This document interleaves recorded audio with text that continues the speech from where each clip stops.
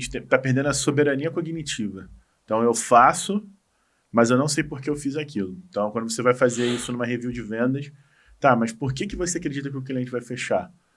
Se eu perguntar isso pro Leandro, ele vai me trazer vários argumentos aqui baseados no framework que ele seguiu ali como ele usou aquilo como um mapa, né? Não como uma fórmula de bolo, uma receita de bolo. Esse que é o ponto, né? Exato.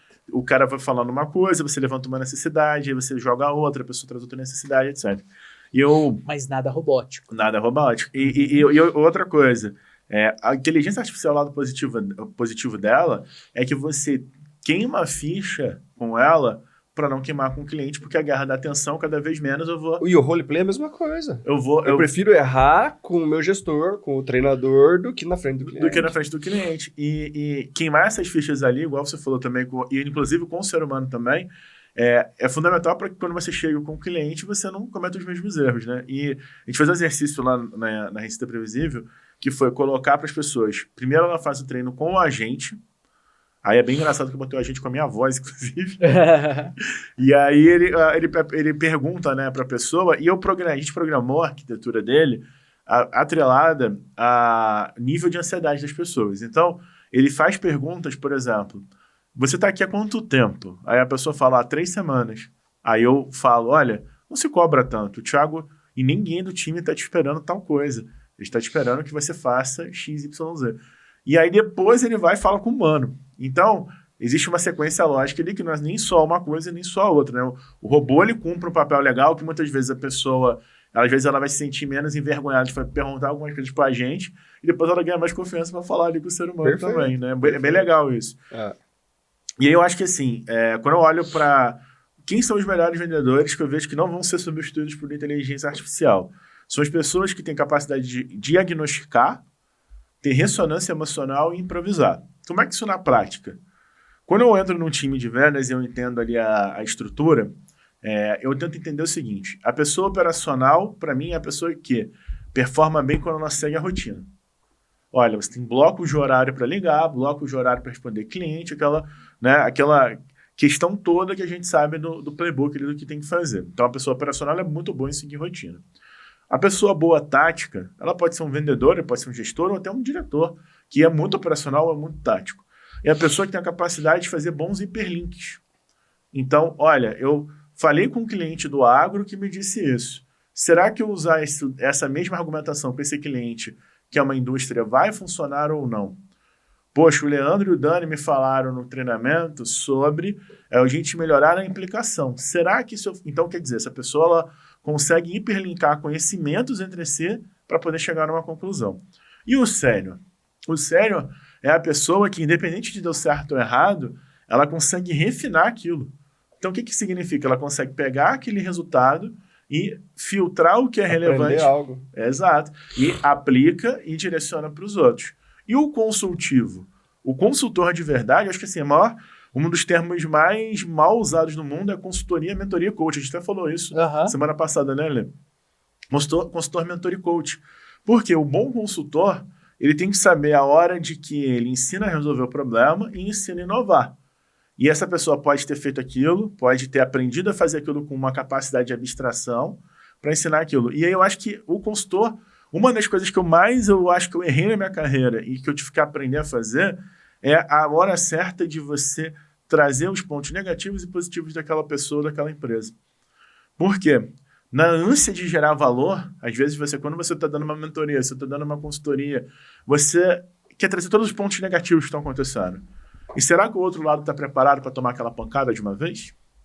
E outra, né, eu sempre gosto de falar isso para os clientes, a sua empresa existia antes de eu entrar aqui. Então, genuinamente, e assim, gente, de coração, de verdade, eu realmente acredito que eu estou ali para melhorar algo que funciona muito bem.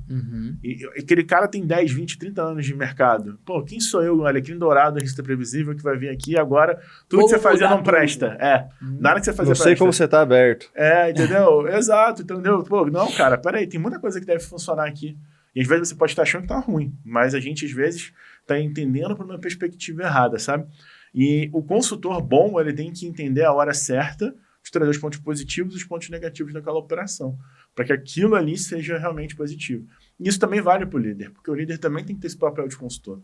Porque tem que ser o filtro do que acontece da porta para fora, da porta para dentro. O que ele fala para pares, o que ele leva para cima e o que ele leva hierarquicamente, entre aspas, para o time dele, né, dentro daquela estrutura. Então, você tem que ter um baita controle emocional para entender a hora certa de falar, olha, se eu der um feedback para o Dani meia hora antes dele fazer uma reunião com uma big company, eu vou estragar o cara. Isso. Né? E aí entra numa habilidade que vocês falaram que eu acho que está em falta. Percepção. Eu acho que a grande habilidade que você pode usar IA para conseguir entender e amplificar é fazer um exercício muito parecido com o que o Leandro falou, que é o seguinte: pega a sua reunião de venda e leva para a inteligência artificial, mas você dá o seu diagnóstico. Olha, fiz essa reunião, eu acredito que eu fiz isso certo, fiz aquilo errado, eu entendi isso, entendi aquilo. E aí você vai pedir uma coisa, um prompt milionário, hein? Me ajude a entender os pontos invisíveis desse bate-papo. Por quê? Como ela é probabilística, ela vai conseguir te ajudar a entender nuances que talvez você não pensaria. Aí você usou a IA para amplificar a sua inteligência. Só que você está sendo ativo com aquilo que está sendo feito.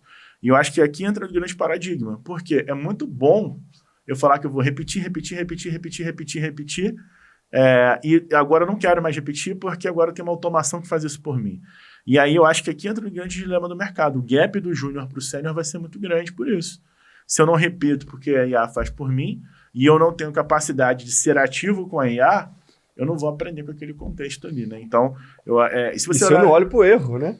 Que é o maior professor. O erro ensina muito mais do que o acerto, né? Então, exatamente. A IA vai criar júniors eternos. Júniors eternos. O grande ponto que eu vejo, assim, quando eu olho para os estudos que a gente está fazendo, para as conversas que a gente tem, para os clientes que eu trabalho, para as aulas que eu dou, para as palestras, as pessoas estão cada vez mais perdendo a sua soberania cognitiva. Elas fazem as coisas, mas elas não conseguem entender o porquê. E se ela não entende o porquê, ela não consegue replicar. E esse é o grande problema da máquina de vendas. O que é uma receita previsível? O que é uma metodologia de máquina de vendas? O que é o que a gente aprende nos supervendedores? Eu estou entendendo como eu crio o quê? Critério. O que vocês ensinam, o que a gente ensina é o quê? Critério. Como eu reajo, quais fatores normalmente eu consigo usar para tomar essa decisão. Uma coisa que eu gosto de falar sempre as pessoas acham muito que 100 leads, 50 oportunidades que vão virar 2 vendas. E isso é a primeira camada do método. Porque se eu não tiver a pessoa falando certo aquilo, vai dar errado a previsão de venda. Quantas vezes nós já escutamos um vendedor dia 10 falar, vou bater 1 milhão, e chega dia 25, vou bater 50 mil de venda. Né? E a percepção. Peraí. Se essa pessoa toda hora erra a própria previsão de vendas dela, tem alguma coisa errada. Se eu sou gestora e eu não estou percebendo que essa pessoa está errando, tem alguma coisa errada. Então, existe o que a gente chama de receita fantasma. É o pipeline que está cheio de conteúdo, mas ele não necessariamente vai virar receita de vendas mesmo. E essa percepção tem que mudar. Acho que o vendedor que vai sobreviver, o SDR, o closer, o CS, o marketing, é justamente essa pessoa que tem diagnóstico, ressonância emocional e improvisação. Para isso, tem que ter percepção e tem que ser ativo com a IA, com a automação, senão você vai ficar para trás. E aí, curtiu esse conteúdo? E se eu te contar que tem muito mais lá no nosso canal do YouTube do Papo de Vendedor? Faz o seguinte, clica no primeiro link que acompanha esse conteúdo para você assistir o episódio completo. Agora, se você quer treinar vendas comigo e com o Daniel Mestre, conheça agora a Academia Super Vendedores, um local onde você vai ter diversos treinamentos de vendas para te ajudar em cada etapa do seu processo de vendas, do seu funil de vendas.